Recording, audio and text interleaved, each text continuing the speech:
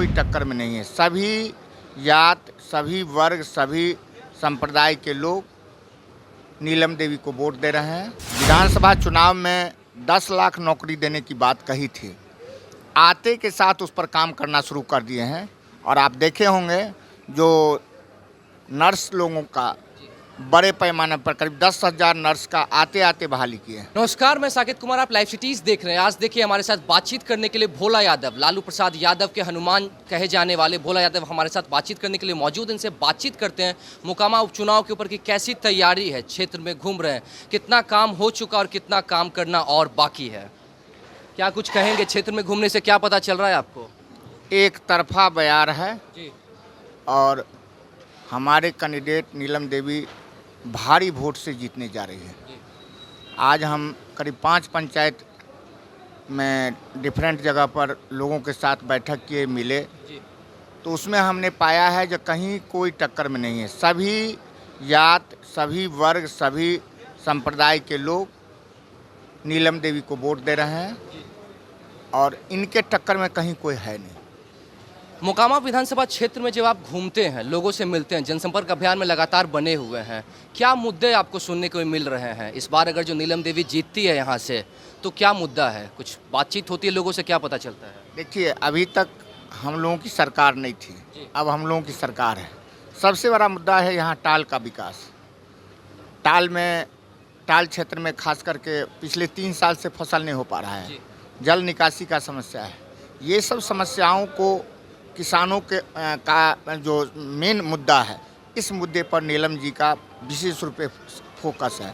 अब हम लोगों की सरकार है, इसका अपने तरीके से जल निकासी का रास्ता निकाला जाएगा और लोगों के समस्याओं का निदान किया जाएगा। जहां जो काम अभी तक नहीं हो पाया है, उन सारे कामों को फोकस करेंगी नीलम देवी।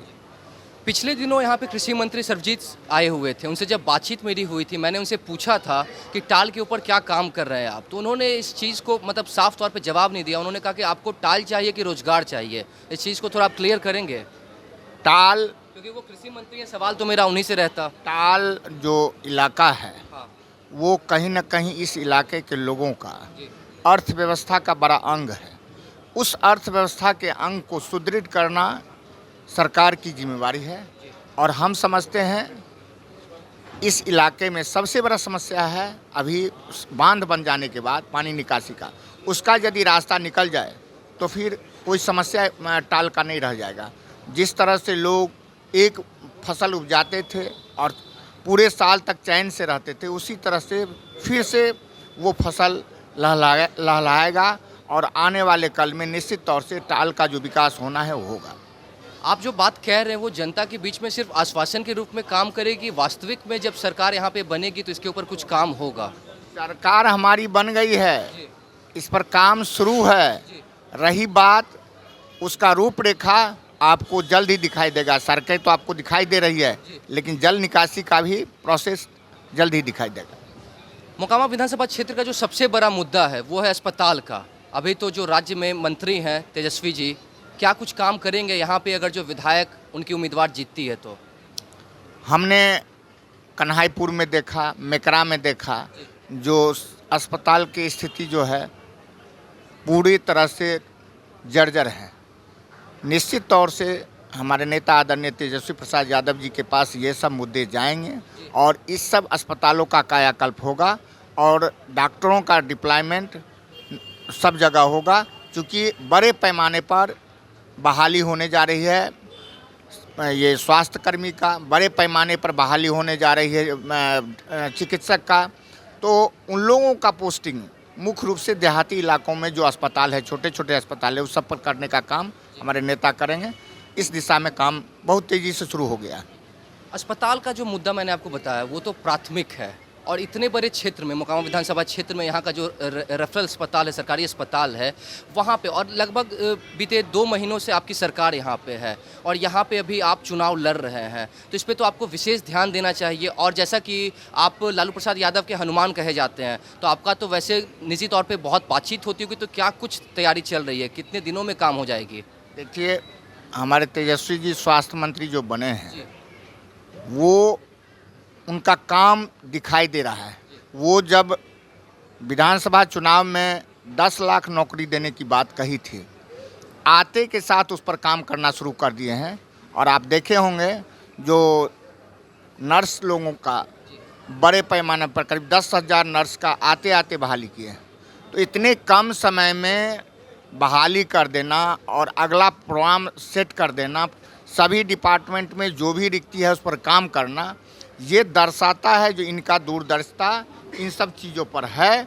और आने वाले कल में ये सब चीज़ें समस्या नहीं रहेगी, क्योंकि सरकार में काम करने में पहले प्लान होता है, फिर उस पर योजना सैंक्शन होता है, तब जा कर के मूर्त रूप लेता है। इसमें समय लगता है, थोड़ा समय लगेगा, लेकिन निश्चित तौर से होगा। जैसा कि आपने कहा कि तेजस्वी यादव जिस ढंग से सक्रिय हैं, तो वो तो सिर्फ अभी जो उनकी जो सक्रियता दिख रही है वो तो सिर्फ बिहार की राजधानी पटना में दिख रही है। बाकी बिहार के और जितने इलाके हैं जहाँ पे अस्पताल है, तो क्या हर जगह उन्हीं को जाके इंस्पेक्शन करना पड़ेगा कि आपके जो और सब नेता है वो भी कुछ काम करेंगे इसके ऊपर? देखिए, हमारा हर जगह तो संभव नहीं है कि वो जा सकते हैं। सरकार का सिस्टम है और सरकार का सिस्टम काम करती है, उस हिसाब से सब कुछ काम कर रहा है।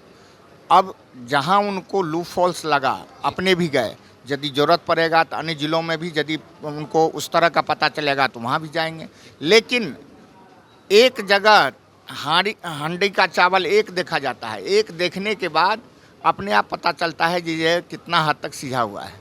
तो निश्चित तौर से तेजस्वी जी ने हांडी का चावल को देखा है और उसका जो दिशा है वो दिशा लोगों को पता चल गया है। जो हमारे मंत्री जी क्या चाहते हैं उस हिसाब से लोग काम करना शुरू कर दिए हैं और सुधार शुरू हो गया है। हैंड की कमी है, हैंड जैसे आते जाएगा सब सुदृढ़ हो जाएगा। यहाँ पे जो कारखाने हैं, बहुत सारे कारखाने जो कि बंद पड़े हुए हैं, ठप पड़े हुए हैं, कब तक उसका उद्घाटन होगा? क्योंकि जिस दिन यहाँ पे ऑफिस का उद्घाटन हुआ था, श्रवण कुमार ने किया था, मैंने उनसे भी पूछा था कि ऑफिस का तो आपने भव्य रूप से उद्घाटन किया है, ये कारखाने जो ठप पड़े हुए हैं उनका तो उद्घाटन भी नहीं करना है, सब कुछ है, बस थोड़ा सा और काम करने की ज़रूरत है। कारखाना का जो भी कारखाने हैं उसका काम शुरू हो गया है। अब हाल ही के दिनों में जब हम लोगों की सरकार बनी है तो खाद यूनिट जो था, बरौनी खाद यूनिट, वो जो ठप पड़ा हुआ था उसमें उत्पादन शुरू हो गया है। अब सुन रहे हैं जो उसके लिए प्रधानमंत्री जी आएंगे आप उसको उद्घाटन करने के लिए। जब काम शुरू हो गया तो हो गया।